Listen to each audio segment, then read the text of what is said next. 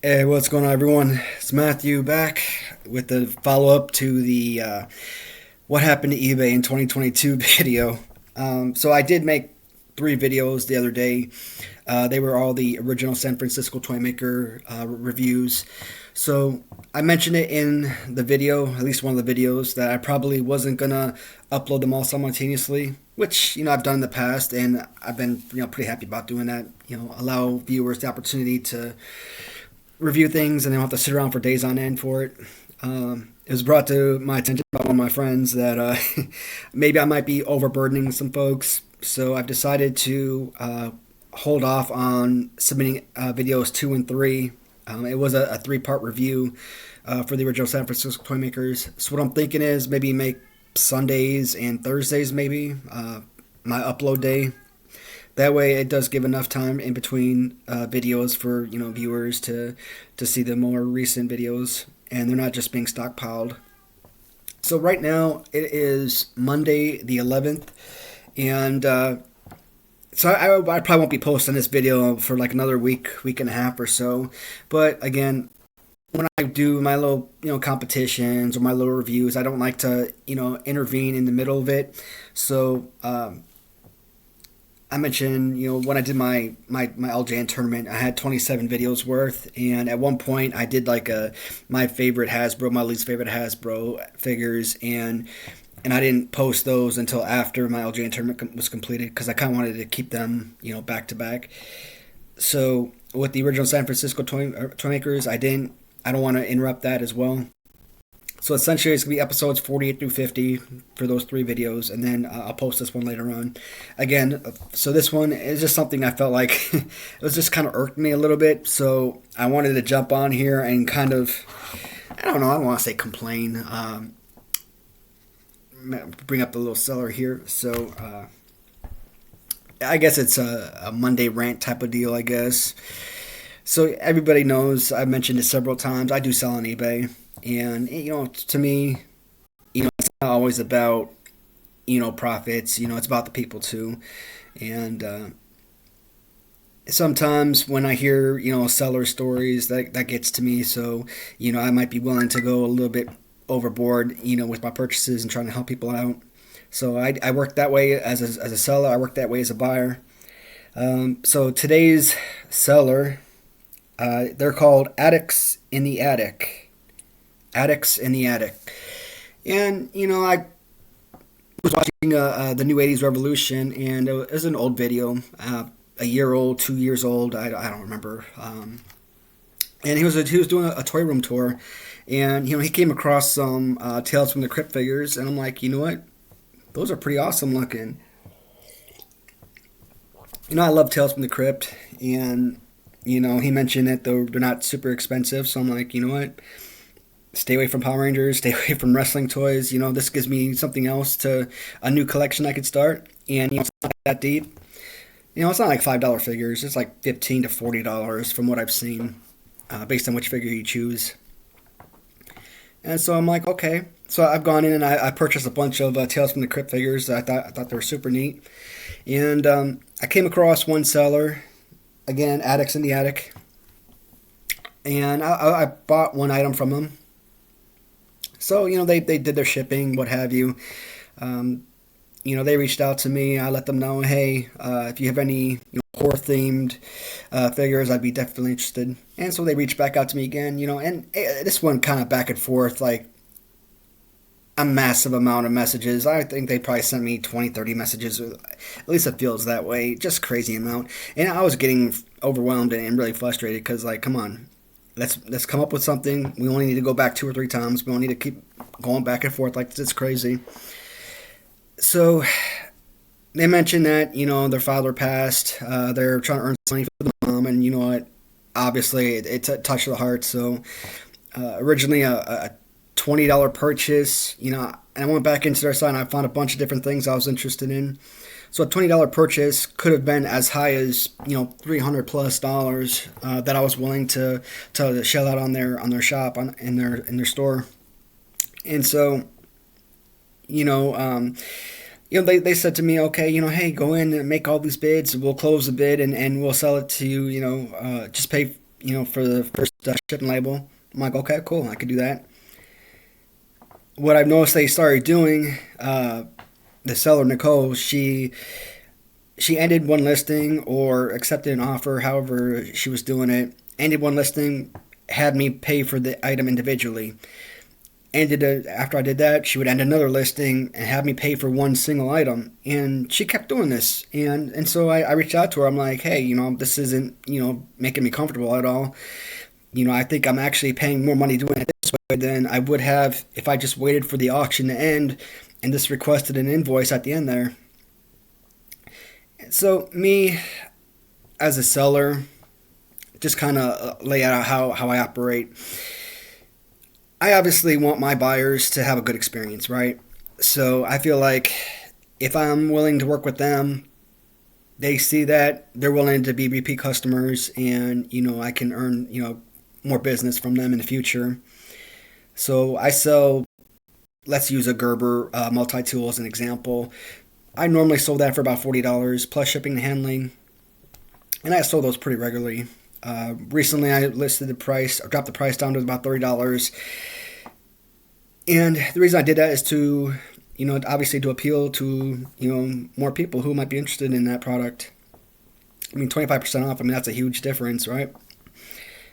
And so occasionally you get a seller or buyer that comes in, hey, I'll offer you $21 for that item because you're paying $9 shipping, so, you're still getting your $30 essentially.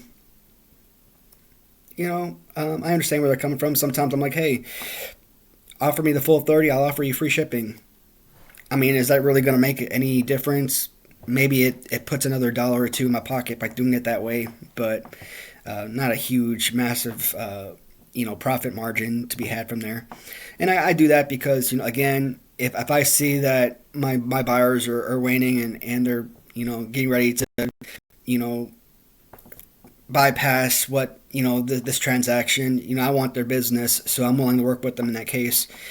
In this situation with this seller, I mean, this isn't the only bad experience I've had on eBay, of course, but it's just one of those instances where I kind of feel like, as an individual transaction, this one here kind of really got to me. And so when I let the seller know that, hey, this is making me uncomfortable, that I feel like I'm paying more than I should be. I'd be paying more than I would be if I had been, buying this and requesting an invoice. You would think that the buyer would come back and try and do what they can, try and work with me to, ensure my business. Gave me nothing but attitude the entire time. Basically forced me to go in and cancel my bids, what have you. Which at that point, I mean, I was already ready to continue doing all that because again, they had me going and they had me bid on the item so that they could cancel the auction and sell it to me, which would have been fantastic. But what really got me is not just that experience right there. Again, I bought one item already, a werewolf Tales from the Crypt figure. $16 plus, shipping and handling, taxes. I think I paid like $27 or something. So they had a $20 item. They could have gotten as much as 300 plus from me based on all of the items I was getting ready to buy from them. So they really shot themselves in the foot, right there, especially if what they were saying were true and they were trying to sell these products for their mom. I mean, why would you give up that huge, massive amount of profit? Just work with your buyer, do something to make them feel good about themselves so that you're able to, keep their business and, see them as a repeat customer in the future. So not only did she just bypass the entire transaction, again, huge amount of profits lost, but then the item that she had already shipped, somehow she went back to the post office and got the package back from them.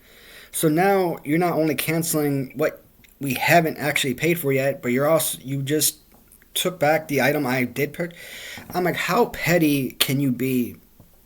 Because I wasn't comfortable spending, $15+ on an individual package, which to me, those toys are lightweight. I mean, those are like a few dollars in shipping fees, but sometimes people put a massive amount of weight to it or something, make it seem like it's uh, more heavier than it actually is, so that they can collect on that shipping fees. So what? But again, I asked the question: why would you take back what I've already paid for, what you had already shipped out and was already in the hands of the post office? So you're gonna spite me to end that transaction that was already completed, just waiting for it to arrive, just because I wouldn't shell out the extra money for the other items. So now, obviously, buyer and seller, it's important for me to have, a good feedback rating. And I never leave negative feedback for people. I think I've left negative feedback. I can't even remember leaving negative feedback for anyone. I mean, there's a few buyers right now, or a few sellers right now that kind of screwed me over big time. Like people, you win an auction, and they don't get the amount of money that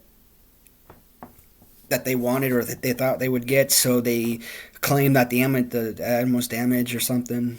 And I pretty much got past the 250 freely listings on eBay, so I started listing a bunch of stuff on my wife's account. And there's a couple listings on there where I probably paid $160 for an item, and it just sold for like $46. Or another one which I probably paid 100, 105, $110 for, and it sold for like $20. So I'm would I have done the same thing if I had that on my personal account? It's hard to say, because I mean, you're not talking about a $5 or $10 loss of profits. You're talking about a $50, $60 difference right there, and I was just so irked because it was on my wife's account. I had no choice, but to go ahead and ship it out to the buyers. But that just absolutely killed me, and it's the primary reason why I absolutely, with every fiber of my soul, hate doing auctions on eBay. Everything I do is I buy it now, because at least this way I can come close to getting what I want for it. And yeah, you're gonna have buyers who come in, and they're gonna make a smaller or lower offer. Or if they start watching an item, you're gonna submit an offer to them for a lower price. So you're not actually getting what you want for it. If I list this cup for $10 and somebody starts watching it, I might send them an offer for $7, which means I'm not getting what I want for it anyways. But if I want $50 for this cup and I list it on auction for $1 and it sells for $3, that's what I'm talking about. So I hate doing auctions, and that's the primary reason. And so again, this is kind of like a follow-up video to my what happened to eBay in 2022, because so far this year I am just not excited about this platform at all. You still have the really great sellers on eBay. I'm talking about the move over Swanson. We're talking Andrew Todd Martin. We're talking Vinyl Vish. We're talking Wolfgang 2399. We're talking Wrestling Writer. Some of my favorite shops. Doesn't matter what you're buying, how small the price is or whatnot. You're always going to get a great experience overall. And something like this pops up, and it's just like a real slap in the face. Now, again, it's not just because the bad experience, as far as trying to milk me for every last penny in the shipping costs. It's also the fact that they actually went back and pulled the box from the post office and and canceled my purchase. I'm like, again, pettiness, just sheer childishness. You'd rather lose profits than to sell me the product that has already been paid for. Just ah. But that's all, guys. 14 and a half minute video. I didn't really think I'd go past 6 or 7 minutes, but I just sometimes you just want to keep talking. So one of the counselors I was talking to, she mentioned to me that sometimes you just find comfort in your own voice, and that's why people keep talking and stuff. And And this is a fun little platform for me. Sometimes I get a message on YouTube here, and it might be something small, but again, I'm always appreciative of it. People taking the time out not only to watch my videos, but to kind of give me a little bit of support. Thumbs up, which it makes me feel good. Obviously, you know, great opportunity to meet like-minded people. Folks who are kind of interested in the same things that I'm interested in. So all right, guys. Again, I don't like taking too much time. You know how I operate on these videos. So right now, again, today's Monday. I'm looking at maybe. I'm saying Thursday, but to be honest, 10 minutes from now, I could probably upload the next video. But again, I'm looking at Sundays and Thursdays to be my upload days. So I'll upload Thursday. It doesn't matter because this video is going after the last original San Francisco Twin Acre video. But at least from that point forward, you'll know better. Sundays and Thursdays will be my upload days. So this Thursday I'll have part 2, and then Sunday, which will be the 17th, I believe. That'll be part 3, and the next Thursday, this video I guess will go up. I don't know. At least that was the original plan, but I'm thinking I might have to kind of switch it over to do. Yeah, I probably will put those 2 videos up next because I really want to post this as soon as possible so that you guys do know, kind of expect the timelines. And besides, videos like this, it's nice to kind of intervene at from time to time and put something else up in its place. All right, folks, I will talk to everyone soon. 8:27. Yeah, got a few more hours. I got to finish my next homework assignment. So I gotta stop procrastinating and finish that off. Thanks for watching, everyone. I'll talk to y'all soon. Good night.